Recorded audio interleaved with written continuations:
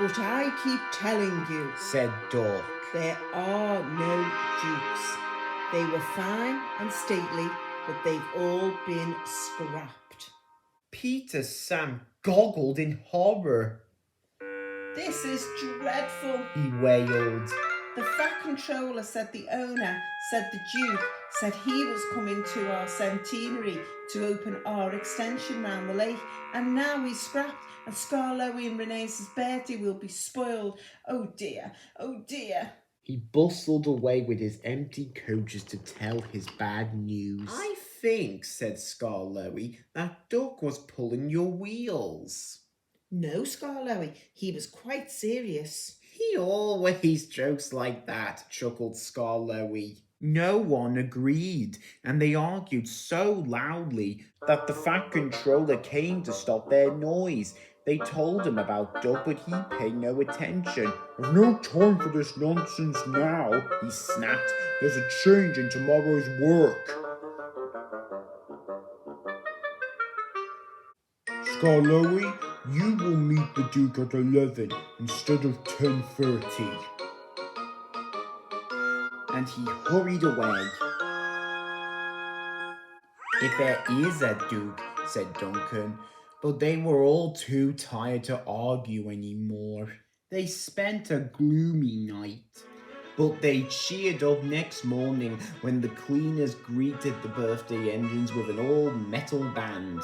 Drivers and firemen joined in, and even the Fin Controller banged a metal plate as loudly as anyone.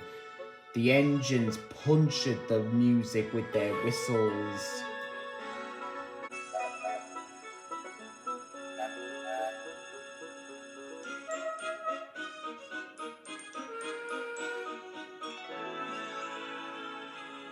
The Fat Controller laughed and held his ears.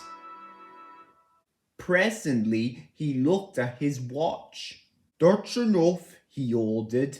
So Rusty, Sir Handel and Duncan went at once to find their coaches. Visitors crowded the big station. They wanted to go to places along the line to watch the celebrations. Peter, Sam and Rheneas had perfectly practiced their parts. Passengers in Agnes, Lucy, Jemima and Beatrice all wore clothes of 1865. Rheneas had to pull them behind Peter Sam's television train, not too close and not too far away so that the cameramen could take their pictures.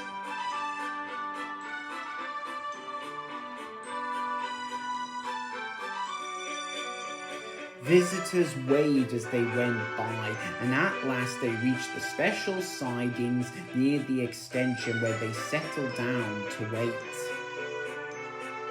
Listen, said Peter Sam at last. Here's Skarloey. They're cheering him. Good, answered Rheneas. Perhaps that will make up for his disappointment over the Duke. Skarloey wasn't disappointed at all. I've brought the Duke. I've brought the Duke, I've brought the Duke, he puffed triumphantly, came to a stand between the two trains. A distinguished-looking man stepped out, climbed to Skarloey's footplate, and drove him on the new line around the lake and back again. Then, standing on Skarloey's front buffer beam, he said, Ladies and gentlemen and engines, I have pleasure to declaring that your lovely lakeside loop line now open. Peter Sam could bear it no longer. Excuse me, Sir Duke. He burst out. Are you real? There was a shocked silence. The Duke smiled. Skarloey says you've been listening to Duck, he answered. Duck thinks Dukes were great Western engines, but Dukes are really people, and I'm happy to assure you, Peter Sam, I am a real-life Duke. I'll give Duck Dukes, muttered Peter Sam, but he was sternly hushed. The Duke turned to the Fin Controller and the Fat Controller. I congratulate you, sirs, on your remarkable railway.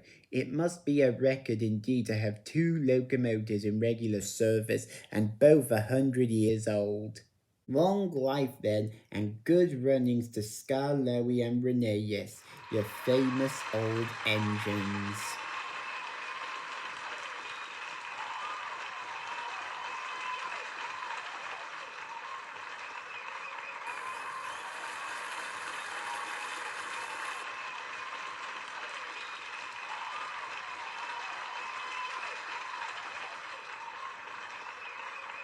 The cheering and clapping died away. "Speech!" shouted someone, and the cry was taken up. "Go on, Rheneas," whispered the Thing Controller. So rather nervously, the old engine began. "Thank you, Your Grace, and everyone for your kind wishes. You've given us both a lovely 100th birthday, but Your Grace, Skarloey and I aren't the only record engines. We've got twin brothers. Tally, Lynn and Dolgoch were built at the same time as us, so they are 100 too, and they're still at work. Their row is a town in Wales.